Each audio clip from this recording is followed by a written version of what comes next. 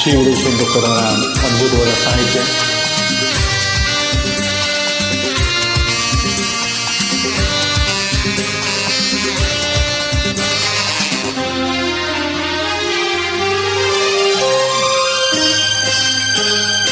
ದೇವರೇ ಬಂದು ಬೇಡಿಕೊ ಎಂದು ಕಣ್ಮುಂದೆ ನಿಂತಾಗ ನಾನು ಬೇಡೆನು ಏನು ನೀನಿರುವಾಗ ಹೊಸ ಆಸೆ ನನಗೇಕೆ ಇನ್ನು. ಸೂರ್ಯನ ಆನೆ ಚಂದನ ಆನೆ ಎದೆಯಲ್ಲಿ ನೀ ನಿಂತೆ ಜಾಣೆ. ಪ್ರಾಣವು ನೀನೆ ದೇಹವು ನಾನೇ ಈ ತಾಯಿ ಕಾವೇರಿ ಆಣೆ, ಈ ತಾಯಿ ಕಾವೇರಿ